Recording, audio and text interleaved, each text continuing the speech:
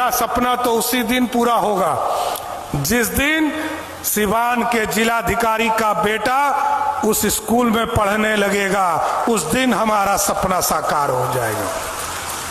हमारे सांसद जी का, विधायक जी का बेटा पटना से नाम कटाकर सिवान के स्कूल में पढ़ना शुरू कर देगा। उस दिन हमारा सपना पूरा होगा, क्योंकि हम जो गरीबों को शिक्षा देना चाहते हैं वही अमीरों को शिक्षा देना चाहते हैं। साथियों, माता की, भारत माता की जय जय श्री राम। आज सहयोग सा जन कल्याण शिविर सिवान की इस पावन धरती पर आने का मौका मिला।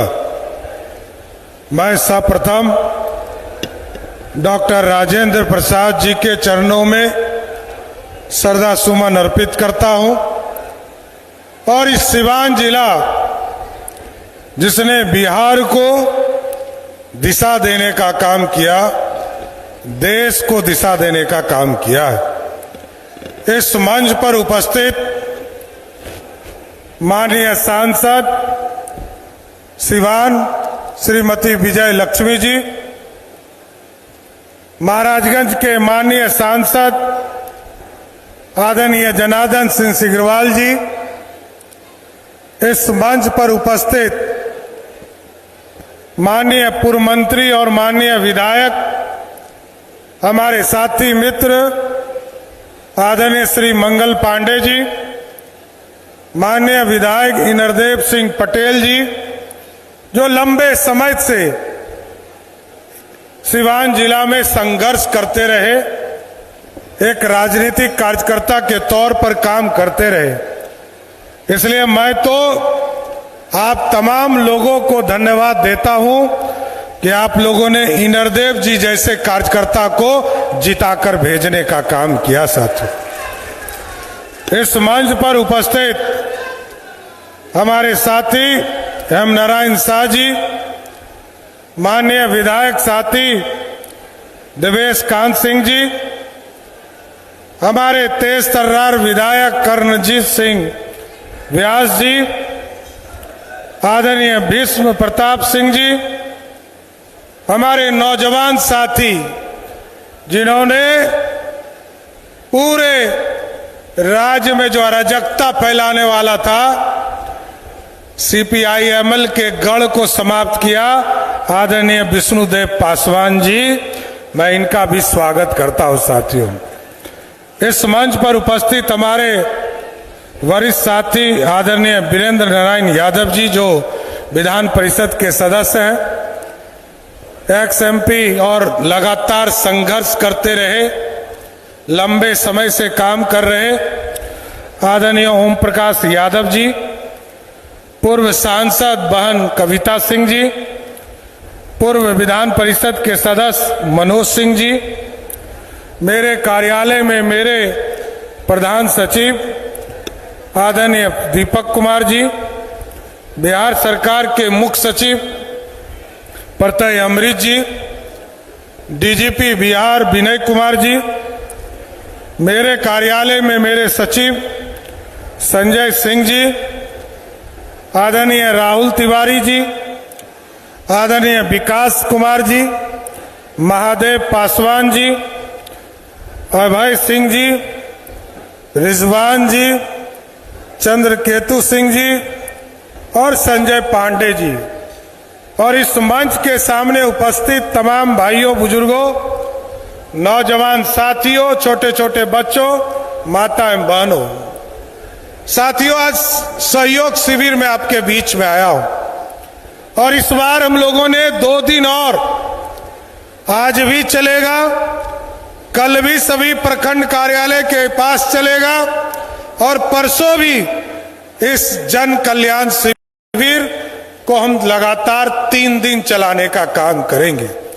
आज सहयोग शिविर पूरे प्रदेश में सबसे तेज गति से काम करने वाला ये शिविर है। साथियों, आज तक देश में ऐसी कोई व्यवस्था नहीं थी, लेकिन पहली बार जब आपने और आदरणीय प्रधानमंत्री जी ने श्री नरेंद्र मोदी जी के विकसित भारत के सपनों को पूरा करना था और हमारे तत्कालीन मुख्यमंत्री नीतीश कुमार के सपनों को पूरा करने के लिए हम लोगों ने सहयोग शिविर चालू किया है साथियों।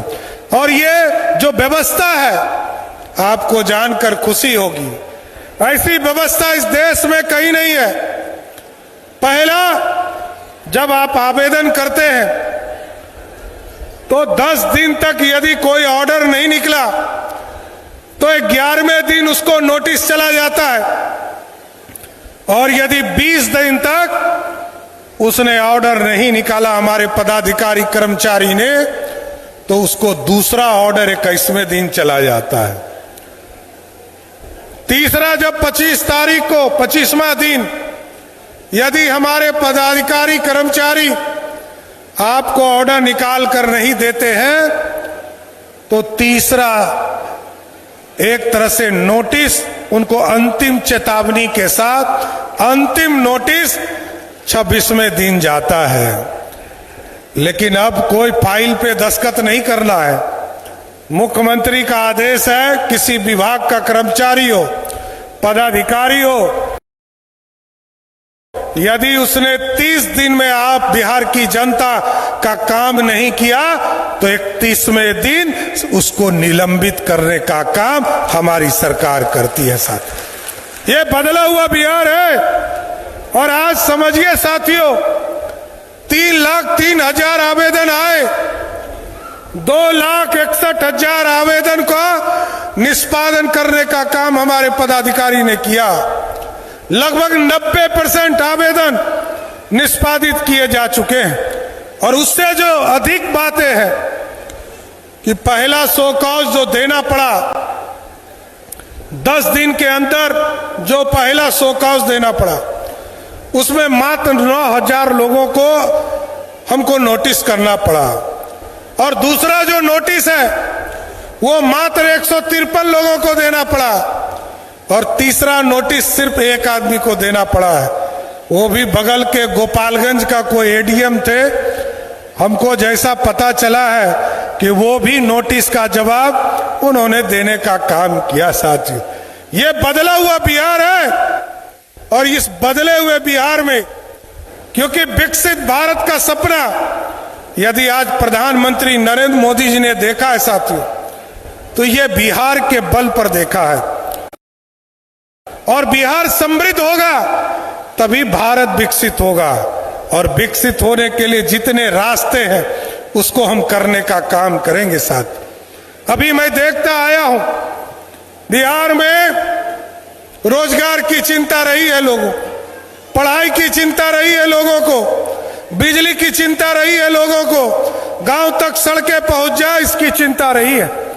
लेकिन नीतीश कुमार जी और मोदी जी ने पिछले 20 वर्षों में, नीतीश जी ने और 12 वर्षों में मोदी जी ने पूरे बिहार और देश को बदलने का प्रयास किया है साथ। आज मैं बताना चाहता हूं, लोग पूछते हैं कि बिहार किस में 1 नंबर है, तो मैं बताना चाहता हूं मोदी जी आए 2014 में, मोदी जी ने कहा गांव गांव बिजली पहुंचाने का काम करेंगे। नीतीश कुमार जी ने बढ़कर कहा हम घर घर बिजली पहुंचाने का काम करेंगे। और अब हम लोगों की सरकार ने तय किया कि घर घर बिजली पहुंच गया और बिजली खरीदने में हमारा बहुत पैसा जाता है। लगभग 23,000 करोड़ रुपया का सब्सिडी हम देते हैं। 125 यूनिट आपको जो बिजली हम मुफ्त में देते हैं, लगभग 13,000 करोड़ रुपया की राशि सरकार को देनी पड़ती है। अब हम लोगों ने एक व्यवस्था खड़ा किया है, परसों हमने अभियान शुरू किया है साथियों। पूरे बिहार में हमने तय किया है, अभी 2.5 लाख शुरू किया है, लेकिन ये तय किया है कि अगले 2 वर्षों में बिहार के जितने गरीब परिवार हैं, 25 लाख परिवार के घर पर सोलर युक्त बिजली देने का काम हमारी सरकार करेगा साथ। और ये हम सहयोग करेंगे, राज्य सरकार सहयोग करके उनको आगे बढ़ाएगी। जितने गरीब परिवार हैं, जितने बीपीएल धारी परिवार हैं, उनको मुफ्त में सोलर लगाने का काम बिहार की सरकार करेगी और जिसके माध्यम से जब 125 यूनिट के ऊपर आपको बिजली उत्पादन उस सोलर यंत्र के माध्यम से होगा तो आपको बिजली भी आपके जो उत्पादन होगा उसका पैसा आपके अकाउंट में देने का काम हमारी सरकार करेगी। अभी हम लोग चिंता करते थे हमारे बच्चे कैसे पढ़ेंगे, हमारे बच्चों को बाहर जाना पड़ता है, हमारे बच्चे बाहर जाकर पढ़ाई करते हैं, किसी को सिवान आना पड़ता है, किसी को बनारस जाना पड़ता है, किसी को गोरखपुर जाना पड़ता है, किसी को दिल्ली जाना पड़ता है। हमने तय किया है कि एक तो सभी प्रखंडों में, जिस प्रखंड में हमारा डिग्री कॉलेज नहीं है, इसी जुलाई के माह से हम डिग्री कॉलेज सभी प्रखंडों में शुरू करने जा रहे हैं साथ। और इसके साथ साथ ऐसा स्कूल बनाना है, ऐसा मॉडल स्कूल बनाना है जिसमें पदाधिकारी का बच्चा, नेता का बच्चा, जो विधायक सांसद हैं, इनके बच्चे यदि बाहर पढ़ने जाते हैं, ऐसी व्यवस्था खड़ा करना है कि ये जो मॉडल स्कूल बनेगा सभी प्रखंडों में, हम उसमें नीट की तैयारी से लेकर जेई की तैयारी से लेकर आईआईटी की तैयारी तक सभी काम को वहां करवाएंगे और ऐसी व्यवस्था खड़ा करेंगे। क्योंकि मेरा सपना तो उसी दिन पूरा होगा जिस दिन सिवान के जिलाधिकारी का बेटा उस स्कूल में पढ़ने लगेगा, उस दिन हमारा सपना साकार हो जाएगा। हमारे सांसद जी का, विधायक जी का बेटा पटना से नाम कटाकर सिवान के स्कूल में पढ़ना शुरू कर देगा, उस दिन हमारा सपना पूरा होगा। क्योंकि हम जो गरीबों को शिक्षा देना चाहते हैं वही अमीरों को शिक्षा देना चाहते हैं साथियों। ये पूरी व्यवस्था बदलनी है क्योंकि आज नीतीश कुमार जी ने और मोदी जी ने गांव गांव सड़क पहुंचाने का काम किया, बिजली पहुंचाने का काम किया, स्कूल खोलने का काम किया, बच्चियों को स्कूल पहुंचाने का काम किया, बच्चियों को साइकिल देने का काम किया, पोशाक देने का काम किया। अब उसको और आगे बढ़ाने की जरूरत है। हम जब तक उसको स्किल्ड नहीं बनाएंगे, कौशल युक्त नहीं बनाएंगे, तब तक हमारी बहनें मुख्य धारा में नहीं खड़ा हो पाएगी। इसलिए साथियों, मैं स्पष्ट तौर पर कहना चाहता हूं, यहां मंगल जी बैठे, इन्होंने जब स्वास्थ्य विभाग में काम किया, 3 चीजों में हम सबसे इस देश में सबसे आगे, बिजली सबसे ज्यादा हम निर्बाध तौर पर बिहार में हम बिहार के आम लोगों को देते हैं। और जो ग्रामीण सड़क है, आप किसी भी राज्य में चले जाओ, उत्तर प्रदेश चले जाइए, नेपाल चले जाइए, बगल में झारखंड चले जाइए, बंगाल चले जाइए, सबसे अच्छा ग्रामीण सड़क कहीं है तो वो बिहार की धरती पर है, जिसको नीतीश जी और मोदी जी ने बनाया। और साथियों, आगे भी यहां मंगल जी बैठे, इसलिए मैंने चर्चा किया कि सबसे ज्यादा दवाई भी हॉस्पिटल में हम पहुंचा रहे हैं, लेकिन हमारे डॉक्टर साहब को थोड़ा मेहनत करने की जरूरत है। हम दवाई पहुंचा रहे हैं, हमने बिल्डिंग खड़ा कर दिया, लेकिन अभी भी लोग रेफर कर रहे हैं।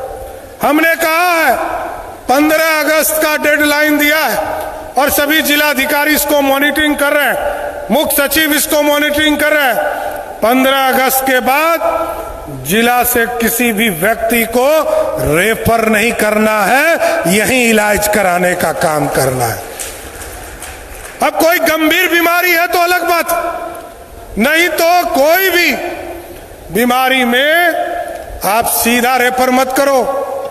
अनुमंडल का अस्पताल हो, जिला का अस्पताल हो, इसको 15 अगस्त के पहले ठीक करना है साथ। फिर हम 31 दिसंबर तक जो एडिशनल पीएससी है या पीएससी है, इसको हम ठीक करने का काम करेंगे। लेकिन साथियों, क्योंकि अब उद्योग लगाना है और उद्योग का जाल भी बिछाना है, और उद्योग जब तक नहीं लगेगा तब तक बिहार आगे नहीं बढ़ सकता है साथ। आज बिहार की समृद्धि बहुत आगे आया है। मैं जब पहली बार बिहार विधानसभा का सदस्य हुआ, बिहार में मंत्री हुआ, तो आपको जानकर आश्चर्य होगा कि बिहार का बजट मात्र 6,000 करोड़ का था। और जब बिहार बंटवारा हो रहा था तो लगभग 87% रेवेन्यू झारखंड चला गया, मात्र 13% रेवेन्यू बिहार में था। लेकिन जब मैं नीतीश कुमार जी के नेतृत्व में और मोदी जी के मार्गदर्शन में 2024 और 25 का बजट पेश कर रहा था तो 1 घंटा पहले झारखंड में बजट पेश हुआ। आपको जानकर खुशी होगी और मेरा 56 इंच का सीना फूल रहा था कि मैंने देखा झारखंड की बजट 1,39,000 करोड़ का था और बिहार का बजट में पेश कर रहा था वो 3,47,000 करोड़ का बजट था। ये बदला हुआ बिहार है। इसलिए अब साथियों लग जाना है। मोदी जी ने अर्थव्यवस्था खड़ा किया, विकसित भारत को आगे ले जाने का काम कर रहे हैं। अब यहां पर हम लोग धीरे धीरे टाउनशिप की कल्पना कर रहे हैं। हम पहले बड़े शहरों में हमने टाउनशिप खड़ा करने का निर्देश दिया और आगे का मार्गदर्शन क्लियर है। एक बार बड़े शहरों को हम लोग चिन्हित करेंगे, उसके बाद सिवान जिला हेडक्वार्टर है, इसको भी सुजित एक तरह से व्यवस्थित करने का काम करना है, सुसज्जित करने का काम करना है, एक व्यवस्थित शहर बनाने का काम करना। कई हमारे साथी चिंता कर रहे थे, कहीं फ्लाईओवर बनाना है, कहीं मंदिर को इको टूरिज्म से जोड़ना है, कई तालाब को उससे जोड़ना है। मैं आपको स्वस्थ करता हूं, ऐसी व्यवस्था खड़ा करना है कि बिहार एक टूरिज्म के तौर पर सिवान को भी जानने वाला शहर होगा। इतना जरूर आश्वस्त करना चाहता हूं। साथियों, उद्योग लगाना है और उद्योग के लिए 2 चीजें चाहिए। अभी चीनी उद्योग, चीनी मिंग की चिंता किया हमारे माननीय विधायक जी ने, हमारे सांसद जी ने कई चीजों की चिंता किया। हम आपको जरूर आश्वस्त करते हैं, बिहार में सुशासन स्थापित हो रहा है। नीतीश कुमार जी ने कई कानून बनाकर, स्पीडी ट्रायल चलाकर बिहार में सुशासन स्थापित किया, न्याय के साथ विकास को आगे बढ़ाने का काम किया। आज मैं जरूर आश्वस्त करता हूं सिवान की धरती पर कि बिहार में अपराधी कोई हो, किसी जाति का हो, किसी धर्म का हो, अपराध करने वाला बचेगा नहीं। या तो बिहार छोड़ना पड़ेगा, नहीं तो शमशान जाना पड़ेगा। दूसरा कोई स्थान नहीं है साथियों, क्योंकि बिहार के बगल में उत्तर प्रदेश है, बगल में बाबा पहले से बैठे हुए हैं, उधर शुभेंदु अधिकारी जी आ गए हैं। अब तो एक तरफ बाबा है, एक तरफ शुभेंदु जी है। अब तो नेपाल ही भागना पड़ेगा, क्योंकि अपराधी के लिए कोई जगह नहीं है साथियों। यहाँ सुशासन चाहिए और सुशासन जैसे ही और बढ़ाएंगे वैसे ही उद्योग बढ़ेगा। मैं जरूर आश्वस्त करता हूं कि अब आपने कहा है कि हमको चीनी मिल यहाँ लगाना चाहिए।